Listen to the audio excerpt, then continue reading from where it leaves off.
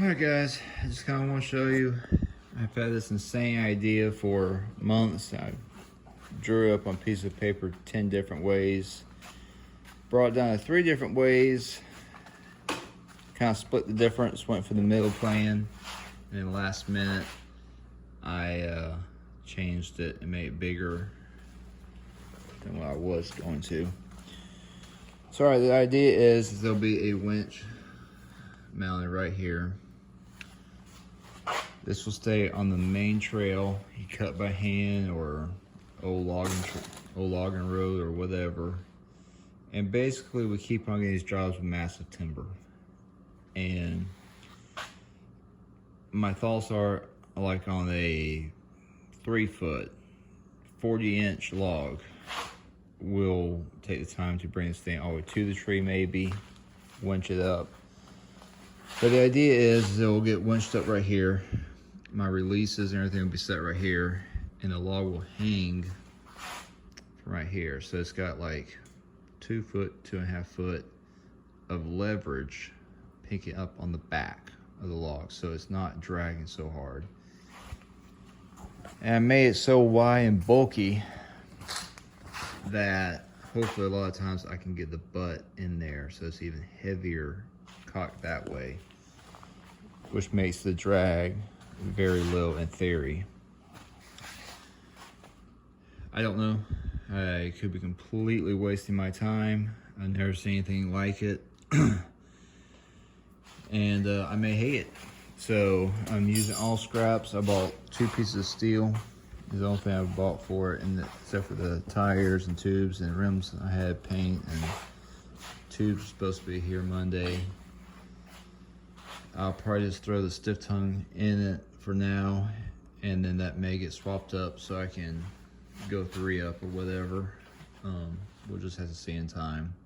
Don't know if I'm going to put 1 battery or 2 batteries on top of each other. I'm just going to throw it together, just take it out and see if I hate it or not, which there's a possibility I will. But we keep on getting these jobs. Right now it's a 100-acre tract of timber. Well, it's a bigger farm than that, but it's 100 acres. A lot, some is blown down. It's all just real big. And then we got another probably 100 acres, and we've been big timber, just pretty darn solid. So if I wasn't big timber, I wouldn't be fooling with this. But that's, you know, you gotta deal with what you got. In real steep country, this thing would probably be pretty useless unless it stayed on the logging road or something. I don't know. So anyway, it's 9 o'clock. I gotta be up at feeding the horses at 5. Actually, I'm gonna go put a feed in their stalls tonight probably. So yeah. Alright guys, so this is where we're at. Have a long ways to go yet, but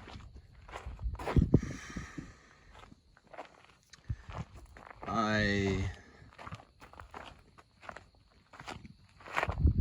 did my alignment and I didn't realize my rooms were bent, both of the back ones. So that's off. Or I just slapped it together and didn't do a very good job, or both. But yeah.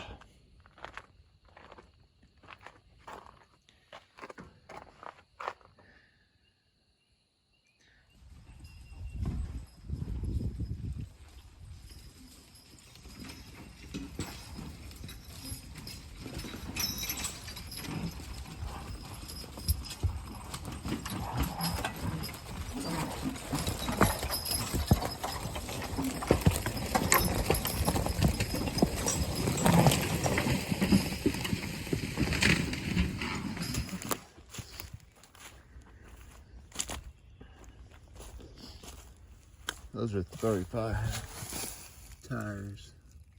Of course they're worn, but that gives you, you know, some idea the size of the logs.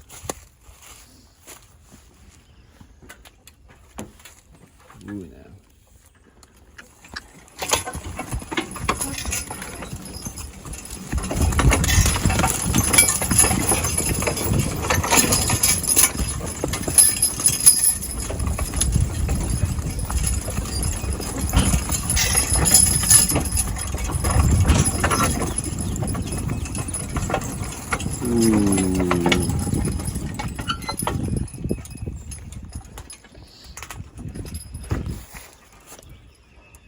I could put a chain on it and lift it a lot higher.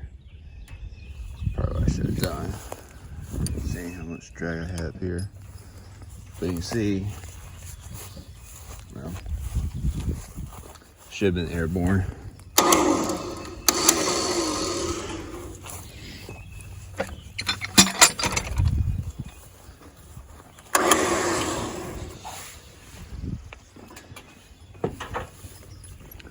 G-ram. G-ram.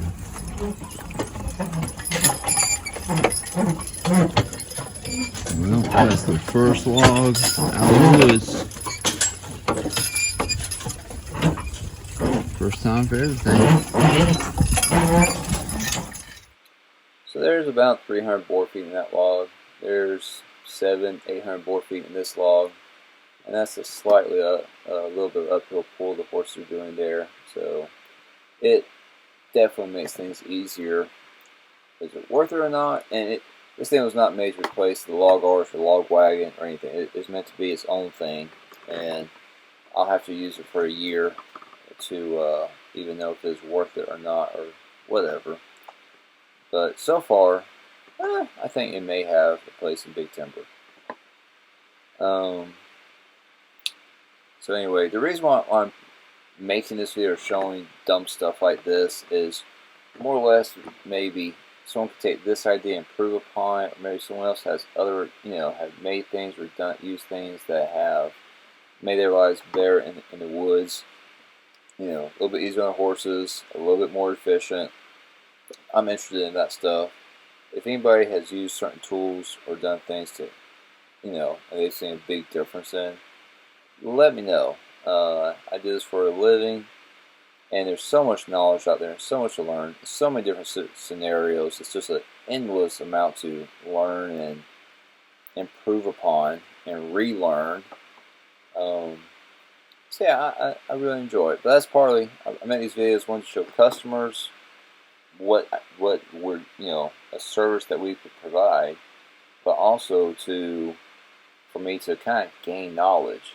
There's areas where Jim Gore and Zach Owen and other people have put out content online, and the problem that I find is like this video here will take me 15 minutes to put together and post, but to watch, a lot of their videos are like 30 minutes or an hour long, and there's great content in them, but honestly I don't have time to watch all the different channels and all the different things.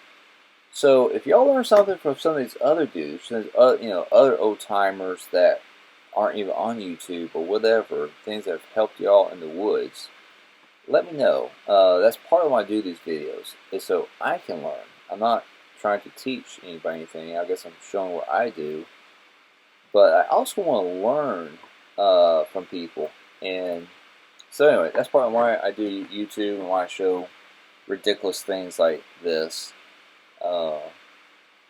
You can see large parts of this job at where we're at right now till we get across the creek. It's great for ground skidding and the log arch, and once we get across the creek, things dry up. We'll try that doohickey out some more, and I'll let y'all know how it goes. So anyway, I appreciate y'all listening to me rambling. Feel free to share things that might help me and my team out. I certainly would appreciate it. And be careful out there. It is copperhead and cottonmouth, and everything's kind of coming out. I've met some very kind of aggressive friends here lately. Some of them have been very forward in our first meetings. So be safe out there.